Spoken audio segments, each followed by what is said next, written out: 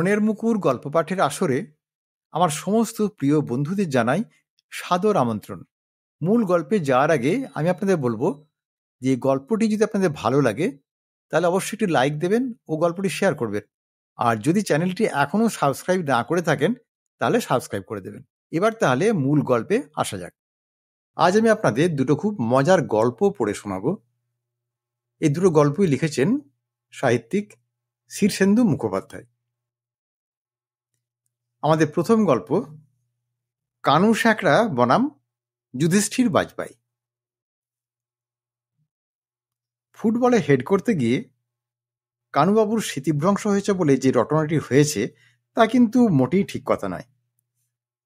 কানুচরণ সানা জীবনে কখনো ফুটবল কেন কোনো খেলাই খেলেনি। এমনকি তিনি ফুটবল আর ক্রিকেট বলে যে পার্থক্যটা কি তাও জানেন বলে মনে হয় না। বড়লোক বাপের আদুরে ছেলে, অতিশয় অলস ও আরামপ্রিয়। বাবা কেলে একটা সোনার উপর ব্যবসা আছে বলে তার দিব্যি স্বচ্ছন্দে জীবন কেটে যাচ্ছে। জীবনে কোনো পরিশ্রমের কাজও তিনি করেননি। তা হয়েছে কি, সেদিন তিনি দুপুরবেলা দোকান থেকে রিকশায় চেপে বাড়িতে আসছিলেন ভাত খেতে। সেই সময়ে পাড়ার মাঠে স্কুলের ছেলেরা ফুটবল খেলছিল। হঠাৎই কার একটা জোরালো শট সোজা এসে কানুবাবুর মাথায় লাগলো, আর কানুবাবু চোখে অন্ধকার দেখলেন, মূর্ছাও গেলেন।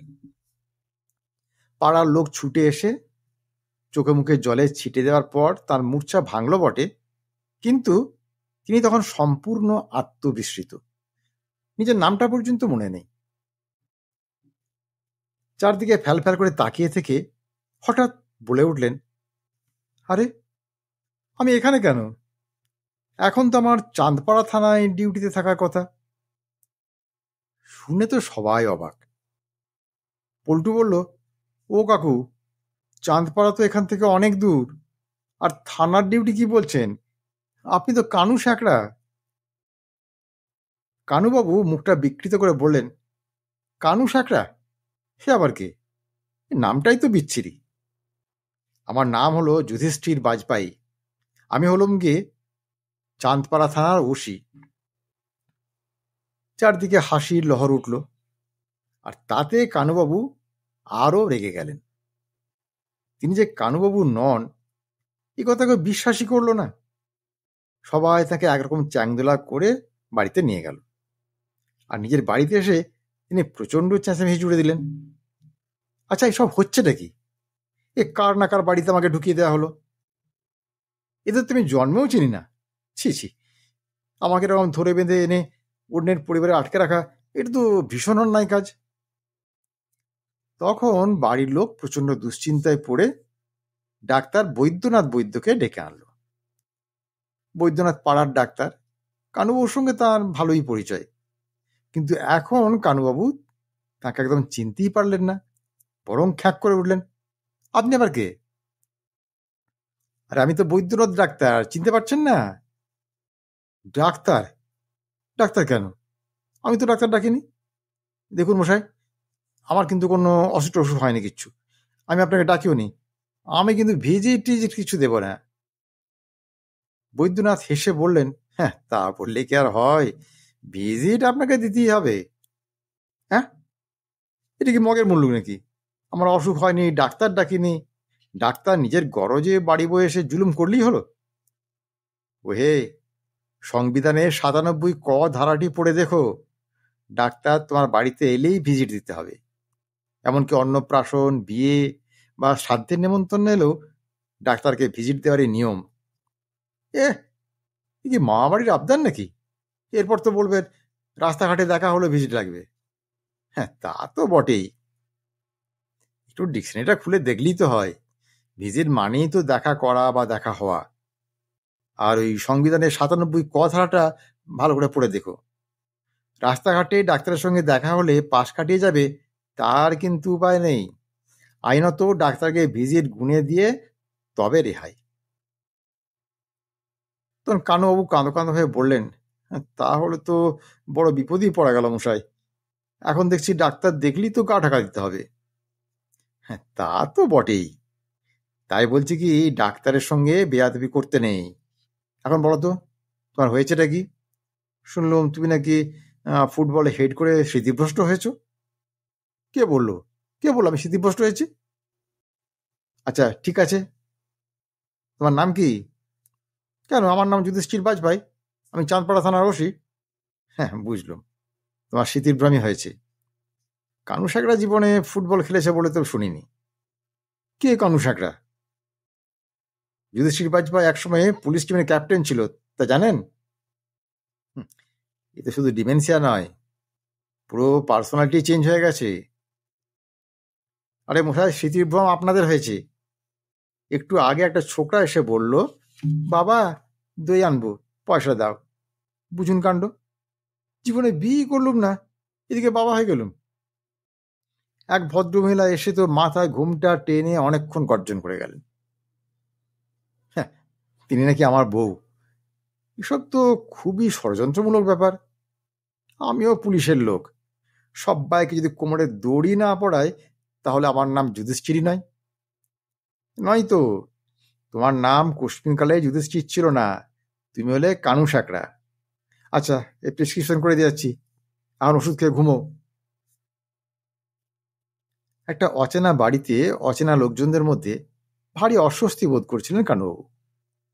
একজন বুড়ো মানুষ এসে বললেন, ওরে আমি তোর বড় কাকা। একজন প্রবীণা এসে কাঁদতে কাঁদতে বললেন, মাকে কি ভুলে যেতে হয় রে বাবা। বিকেলে জটা জুটোধারী পিল্লাই চেহারার এক ওঝা এসে গেল। এসে কটমট করে কিছুক্ষণ কানুবাবুর দিকে তাকিয়ে বলল, তুই কে? কানুবাবু একটু ভয় পেয়ে বললেন, আগে মাইরি বলছি, আমি হলুম ওই চাঁদপুর থানার দারোগা যুধিষ্ঠির বাজপাই। ওঝা দাঁত কিড়মিড় করে বলল, তবে রে যুধিষ্ঠিরের ভূত, ঝেঁটিয়ে আজ তোর ভূত ছাড়াবো, দাঁড়া। কানুবাবু ওঝার রক্তচক্ষু, হাতে শোলার ঝাঁটার আস্ফালন আর তর্জন গর্জন শুনে কাতর গলায় বললেন, দেখো, দারোগার গায়ে হাত তুলে যে 10 বছরের জেল হয় তা জানো তো? ওঝা হুঙ্কার দিয়ে বলল, তুই দারোগা নোস, তুই দারোগার ভূত। কানুবাবু ব্যবসায়ী মানুষ, লেনদেন ভালোই বোঝেন। তিনি একটু চোখের ইশারা করে চাপা গলায় বললেন, ওহে বাপু, মারধর না করে একটা বোঝাপড়া এলে হয় না? আর লোকটাও তেমনি ঘোরেল। চাপা গলায় বলল, কত? এই ধরো 100 টাকা। হ্যাঁ, পাগল নাকি, আজকাল 100তে কি হয়? তোমার দর কত? 1000 টাকা? দেখো একটু বেশি হয়ে যাচ্ছে না? না, ওর নিচে হবে না বাবু। আচ্ছা তাই সই, কিন্তু টাকাটা যে হস্তান্তর করবেন তার তো উপায় নেই।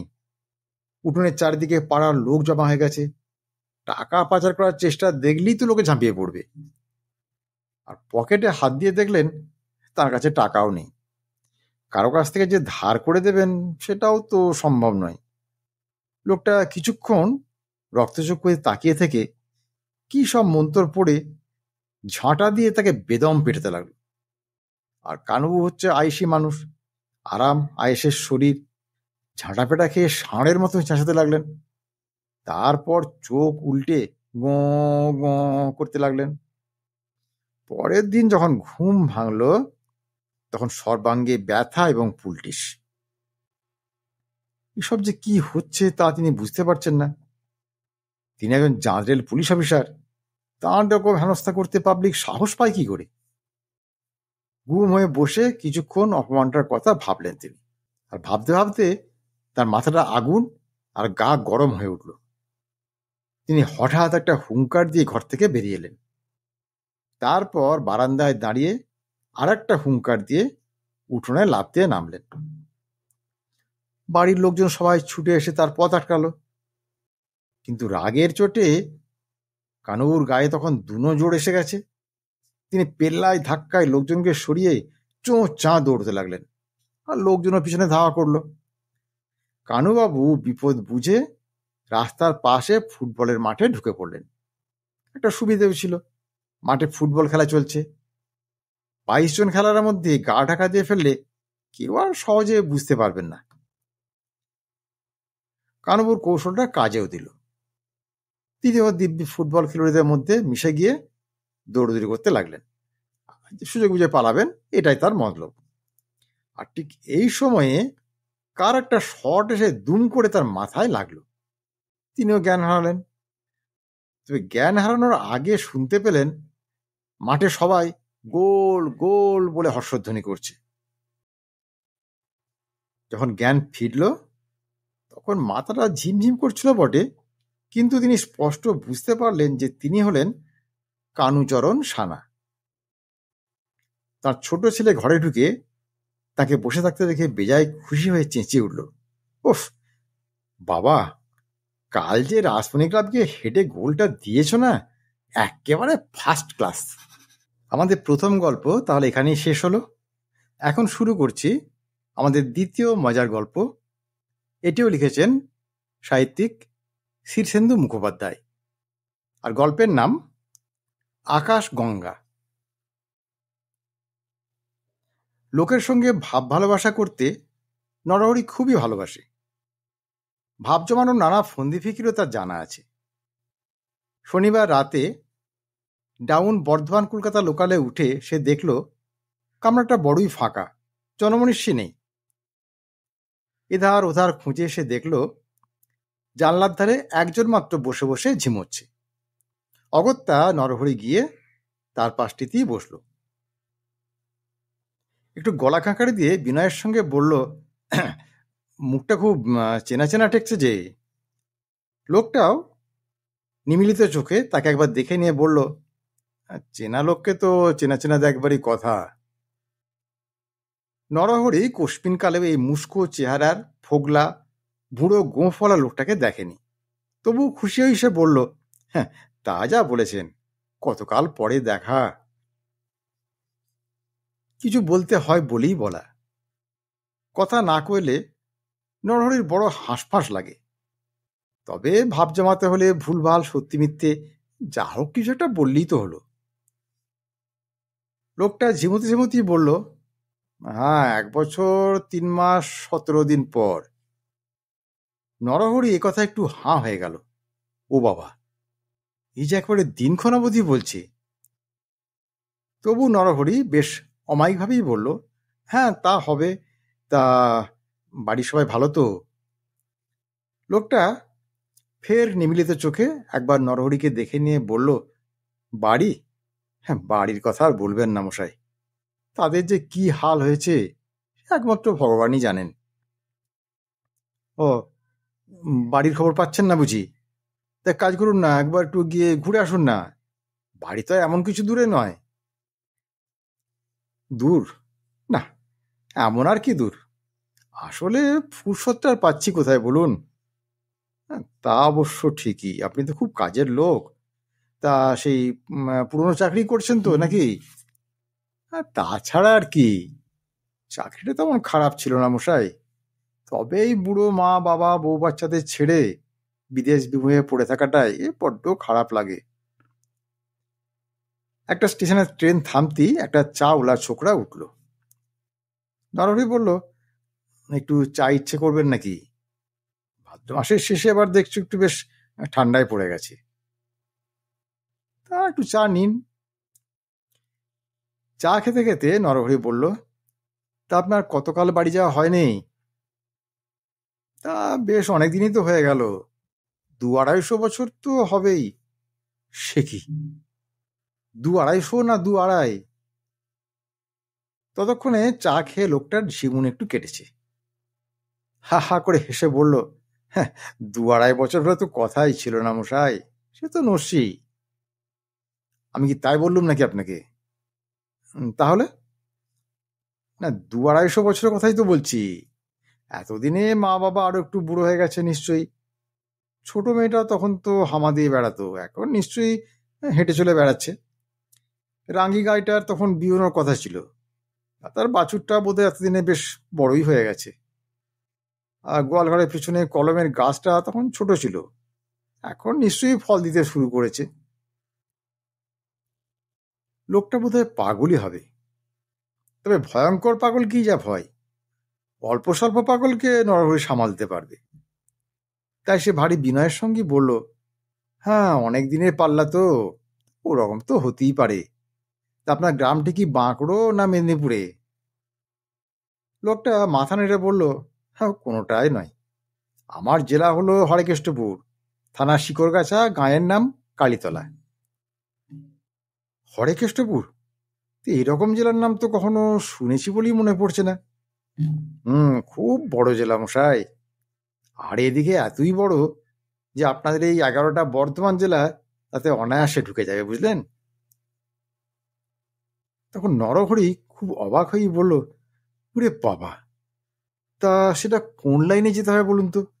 একবার না হয় ঘুরেই আসা যাবে।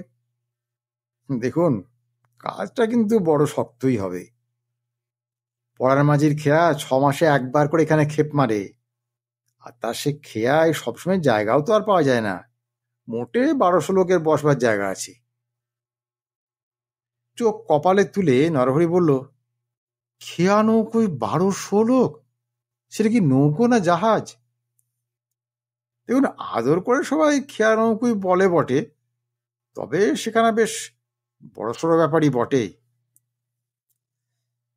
তা মশাই, খেয়া নৌকো তো আমাদের দামোদরেও ক্ষেপ মারে, দিনে তো অগুন্তিবার এপার ওপার করছে। কিন্তু আপনাদের পড়ার মাঝি 6 মাসে একবার ক্ষেপ মারে কেন? দেখুন, পাল্লাটা তো দেখতে হবে। ধরুন, এ মুড়ো মুড়ো ধরলে লক্ষ কোটি মাইলের তফাৎ। বাবা, এই যে দুনিয়া জোড়া কথা মশাই! হ্যাঁ, যে আজ্ঞে, তো দুনিয়া জোড়া কথাই তো।